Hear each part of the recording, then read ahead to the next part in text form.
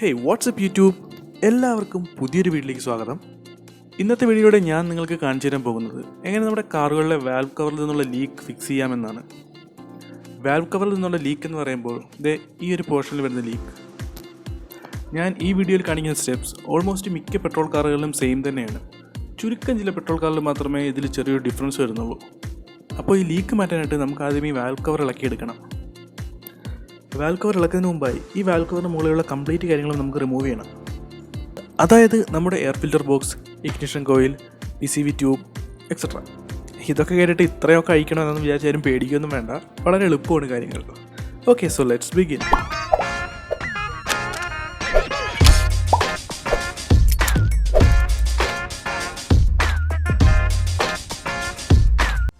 ആദ്യമായി നമുക്ക് air filter box remove ചെയ്യാം. ഫിൽറ്റർ ബോക്സ് റിമൂവ് ചെയ്യുന്നതിന് മുമ്പായി നമുക്ക് ഈ എയർ ടെമ്പറേച്ചർ സെൻസറിൻ്റെ വയറിംഗ് ഹാർനസ് ഒന്ന് റിമൂവ് ചെയ്യണം. നമ്മുടെ ഇൻടേക്ക് അകത്തേക്ക് എടുക്കുന്ന എയറിൻ്റെ ടെമ്പറേച്ചർ സെൻസ് ചെയ്യാനുള്ള സെൻസറാണത്. നമുക്കിനി ത്രോട്ടിൽ ബോഡിയിലേക്ക് കണക്ട് ചെയ്ത് വെച്ചിരിക്കുന്ന ഈ ഹോസിൻ്റെ ക്ലാമ്പ് ഒന്ന് ലൂസ് ചെയ്യണം. ഓക്കെ, അപ്പോൾ നമുക്ക് അടുത്തതായി ഇനി ഈ ബ്രീത്തർ ട്യൂബ് റിമൂവ് ചെയ്യണം.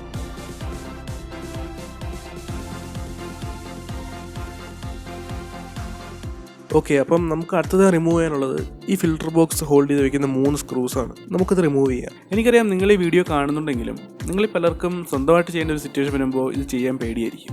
കാരണം വേറെ ഒന്നുമല്ല, ഈ നട്ടും ബോൾട്ടും അധികം വരിക, അല്ലെങ്കിൽ അതുപോലെ വേറെ എന്തെങ്കിലും ഇഷ്യൂസ് വരുമോ എന്നൊക്കെയുള്ളൊരു പേടിയാണ്. പക്ഷേ പേടിക്കേണ്ട, ഒന്നും അധികം വരാതെ പെർഫെക്റ്റ് ആയിട്ട് എങ്ങനെ ജോബ് ചെയ്യാം എന്ന് ഞാൻ പറഞ്ഞുതരാം. Okay, so filter box hold ചെയ്ത് വെച്ചിരിക്കുന്ന ലാസ്റ്റ് സ്ക്രൂ ഇതാണ്. ഇതും കൂടി അയച്ചിട്ട് നമുക്ക് ഫിൽറ്റർ ബോക്സ് ഫുൾ റിമൂവ് ചെയ്യാം.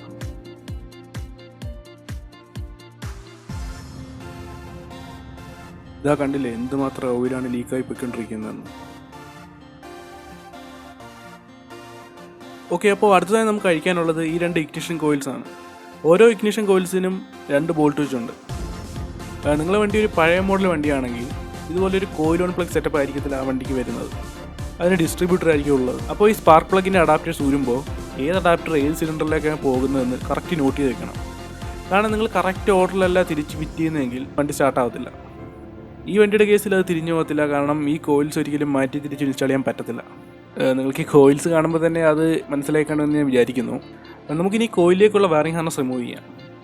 കോയിൽ ഓൺ പ്ലഗ് സെറ്റപ്പിൽ ശ്രദ്ധിക്കേണ്ടത് ഈ ഒരു കാര്യമാണ്. ഇതിലെ വയറിംഗ് ഹാർനസ് മാറ്റി കണക്ട് ചെയ്തത്. അങ്ങനെ കണക്ട് ചെയ്ത് കഴിഞ്ഞാൽ വണ്ടി സ്റ്റാർട്ടായെന്ന് വരില്ല. ഓക്കെ, അപ്പോൾ നമുക്കിനി ഈ കോയിൽ കൂടി വേഗം റിമൂവ് ചെയ്യാം.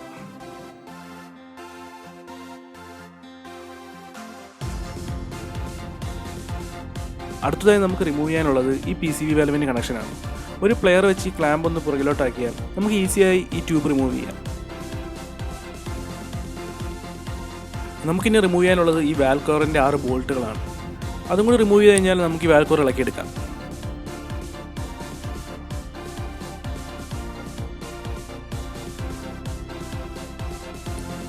ഇവിടെ ഈ 2 ബോൾട്ടുകൾ AC കംപ്രസറിലേക്കുള്ള വയറിങ്ങിൻ്റെ അടിയിലാണ് ഇരിക്കുന്നത്. സോ നമുക്ക് ഈ വയറിംഗ് ഒന്ന് മാറ്റി വയ്ക്കണം, എങ്കിൽ മാത്രമേ ഈ ബോൾട്ടുകൾ ഇളക്കാൻ പറ്റൂ. വയറിംഗ് മാറ്റാനായി വയറിംഗ് ആദ്യം ക്ലിപ്പ് ചെയ്ത് വെച്ചിരിക്കുന്ന ഈ ക്ലിപ്പ് നമുക്ക് ഇളക്കണം.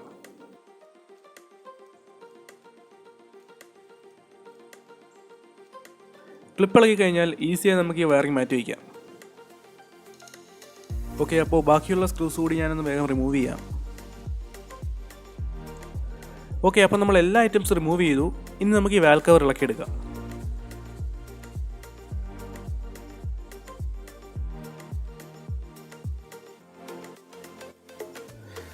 അപ്പോൾ ഈ കാണുന്നതാണ് നമ്മുടെ ഗ്യാസ്കറ്റ്.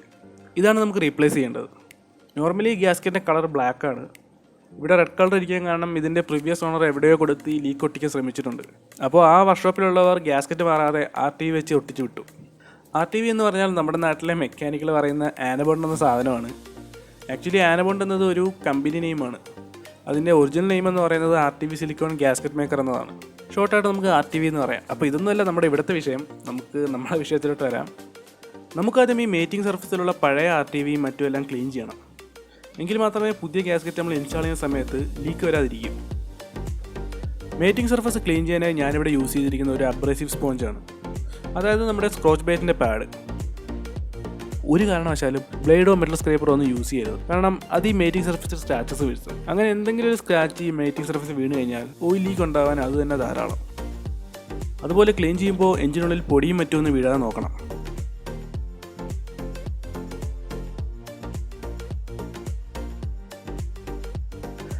ഓക്കെ, അപ്പോൾ നമ്മൾ ഈ സർഫസ് നല്ലതുപോലെ ക്ലീൻ ചെയ്തു. ഇനി നമുക്ക് പുതിയ ഗ്യാസ്കറ്റ് ഇൻസ്റ്റാൾ ചെയ്യണം. ഗ്യാസ്കറ്റ് ഇൻസ്റ്റാൾ ചെയ്യുന്നതിന് മുമ്പായി നമുക്ക് ഈ ഗ്യാസ്കറ്റ് സീറ്റാവുന്ന ചാനൽ നല്ലതുപോലെ ക്ലീൻ ചെയ്യണം. ക്ലീൻ ചെയ്യാനായി ഞാനിവിടെ ഒരു പ്ലാസ്റ്റിക് സ്ക്രൈപ്പറാണ് യൂസ് ചെയ്യുന്നത്. പ്ലാസ്റ്റിക് നിങ്ങൾക്ക് യൂസ് ചെയ്യാം, കാരണം പ്ലാസ്റ്റിക് ഒരിക്കലും മെറ്റലിൽ സ്ക്രാച്ചസ് വീഴ്ത്തില്ല. നമുക്കിനി പുതിയ ഗ്യാസ്കറ്റ് ഇൻസ്റ്റാൾ ചെയ്യാം. ഗ്യാസ്കറ്റ് ഇൻസ്റ്റാൾ ചെയ്യുന്ന സമയത്ത് പ്രത്യേകം ശ്രദ്ധിക്കണം, ഗ്യാസ്കറ്റിൻ്റെ എല്ലാ ഭാഗങ്ങളും നല്ലതുപോലെ സീറ്റായെന്ന് ഉറപ്പുവരുത്തണം. ഇല്ലെങ്കിൽ പ്രോപ്പറായിട്ട് സീറ്റാവാത്ത സ്ഥലങ്ങളിൽ നിന്ന് ലീക്ക് വരാനുള്ള ചാൻസ് ഉണ്ട്.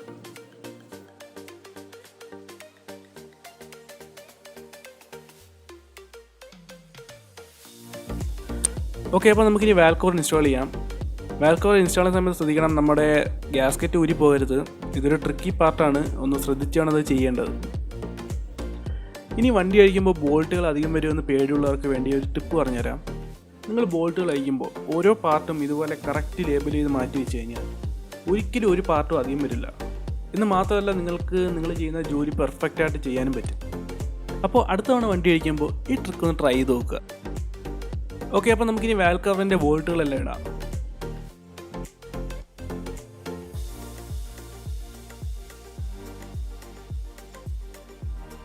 ഈ ബോൾട്ടുകളെല്ലാം തന്നെ നമുക്ക് ടൈറ്റ് ചെയ്യേണ്ടത് ഒരു ക്രിസ് ക്രോസ് പാറ്റേൺ അഥവാ ഒരു സ്റ്റാർ പാറ്റേണിലാണ്. എങ്കിൽ മാത്രമേ ഈ ഗ്യാസ്കറ്റ് ഈവനായിട്ട് സീറ്റ് ആവൂ.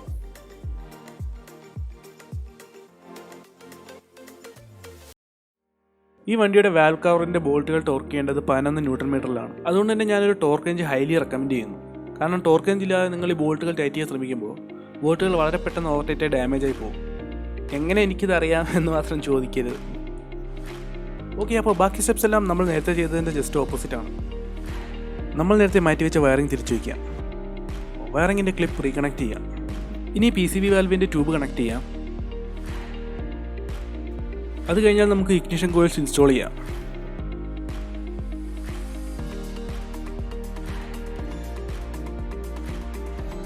ഇനി കോയിലിലെ വയറിംഗ് ഹാർനസ് കൂടി കണക്ട് ചെയ്യാം.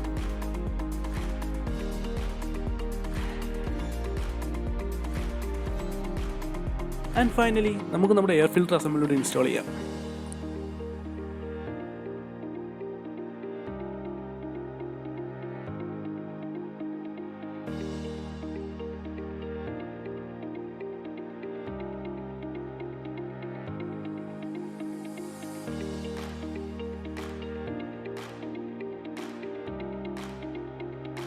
നമ്മുടെ എയർ ഫിൽറ്റർ അസംബ്ലി ഇൻസ്റ്റാൾ ചെയ്തതിനു ശേഷം നമ്മുടെ ക്ലാമ്പ് ടൈറ്റ് ചെയ്യാനും സെൻസറിൻ്റെ വയറിംഗ് കണക്ട് ചെയ്യാനും മറന്നു പോയേക്കരുതേ.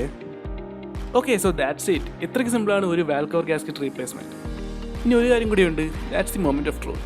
മലയാളത്തിൽ പറഞ്ഞാൽ വണ്ടി സ്റ്റാർട്ടാവുമെന്ന് നോക്കണ്ടേ? ഓക്കെ, അപ്പം നമുക്ക് വണ്ടി സ്റ്റാർട്ട് ചെയ്ത് നോക്കാം.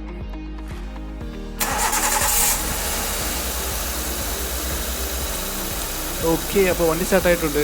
എല്ലാം നോർമലാണ്, ലീക്സോ മറ്റ് ഇഷ്യൂസോ ഒന്നുമില്ല. നിങ്ങൾക്ക് ഈ വീഡിയോ ഇഷ്ടപ്പെട്ടു എന്ന് ഞാൻ വിചാരിക്കുന്നു. ഈ വീഡിയോ ഇഷ്ടപ്പെട്ടെങ്കിൽ ലൈക്ക് ചെയ്യുക, ഷെയർ ചെയ്യുക, ആൻഡ് ഇതുപോലുള്ള വീഡിയോകൾക്കായി സബ്സ്ക്രൈബ് ചെയ്യുക.